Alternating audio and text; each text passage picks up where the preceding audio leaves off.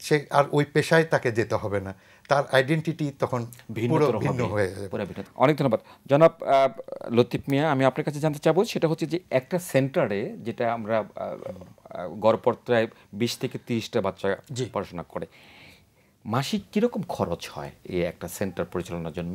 একটা সেন্টার পরিচালনার জন্য টিচারের বেতন, ওদের যত বই পুস্তক এবং খাতা পেন্সিল এগুলো সব আমরা নিজেরাই সরবরাহ করে থাকি। তাতে প্রতি সেন্টারে মাসে 12 থেকে 15,000 টাকা খরচ হয়। 12 থেকে 15,000। পল্লী কর্মসহায়ক ফাউন্ডেশনের সহযোগী সংস্থার সংখ্যা প্রায় 200। আমরা ধরে নেব যে আমাদের এই অনুষ্ঠান তারাও দেখছে, তারা যদি এই কার্যক্রমটা আরম্ভ করতে চায়, তাদের প্রতি আপনার পরামর্শ কী হবে? আমরা তাদেরকে অভ্যর্থনা জানাবো, কারণ এই কাজের মেয়ে কাজের ছেলেদেরকে পড়ানোর জন্য বা তাদেরকে লেখাপড়া করার ব্যবস্থা কোনো জায়গায় আছে বলে আমার জানা নেই।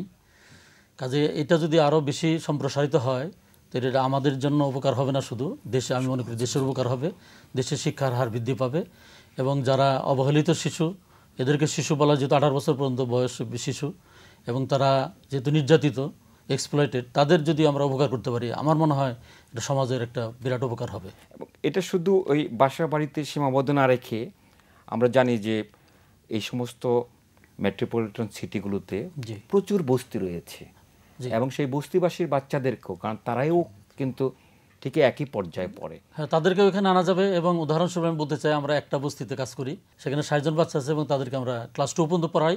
পড়ানোর পরে তাদেরকে নিকটবর্তী প্রাইমারি স্কুল মেইনস্ট্রিমিং করে দিই। মেইনস্ট্রিমিং করে দেন, যে একটা পর্যায় পর্যন্ত নিয়ে গিয়ে তাদেরকে ছেড়ে দেওয়া, তখন তারা ওটা এই করবে।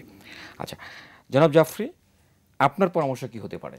এটা আগে যে একটা চ্যালেঞ্জ ছিল যে ফান্ড পাওয়া, এখন আমি বলবো এটা চ্যালেঞ্জ এখন বর্তমানে নাই। আমরা যেহেতু ক্ষুদ্র ঋণ পরিচালনা করছি, আমাদের ক্ষুদ্র ঋণ যেটা পিকেএসএফ থেকে আমরা যে সহযোগিতা পাচ্ছি এটা পরিচালনা করতে, এই কার্যক্রমের ভিতর দিয়ে যে সারপ্লাসটা আমাদের জেনারেট হচ্ছে, আমরা ইজিলি এটা দিয়ে এইসব প্রোগ্রাম আমরা চালাতে পারি। বেশি প্রয়োজন যেটা, সেটা হচ্ছে ইচ্ছাশক্তি হলে এই ধরনের কার্যক্রমটা আমাদের সারা দেশে আমরা ছড়িয়ে দিতে পারি। বাস্তবিক সত্য। আমি একটু উদাহরণ দিতে চাচ্ছি। ইতিমধ্যে আমার কাছে কয়েকটা দরখাস্ত এসেছে, যেমন বিভিন্ন এলাকা থেকে তাদের এলাকায় একটা সেন্টারটা খোলার জন্য। এটা তো আমি নিশ্চয়ই তাহলে এটা তারা উদ্বুদ্ধ হয়েছে, আমরা উদ্বুদ্ধ করতে পেরেছি। অনেক ধন্যবাদ জনাব আব্দুল লতিফ মিয়া। জনাব জাফরি, আমাদের অনুষ্ঠানে এসে অত্যন্ত ভালো একটা বিষয়ে আমাদের সাথে আপনাদের অভিজ্ঞতা শেয়ার করার জন্য। শুধু দর্শক মণ্ডলী, দারিদ্র বিমোচনের জন্য প্রথম যে উপকরণটার দরকার সেটা হচ্ছে শিক্ষা। একটি বিশাল জনগোষ্ঠীকে অশিক্ষিত রেখে এদেশের সার্বিক উন্নয়ন সম্ভব নয়। এসএসএস ঘাসফুল নিম্ন আয়ের জনগোষ্ঠীর শিশুদের নিয়ে যে শিক্ষা কার্যক্রমটা চালাচ্ছে, এটি একটি উদাহরণ হতে পারে।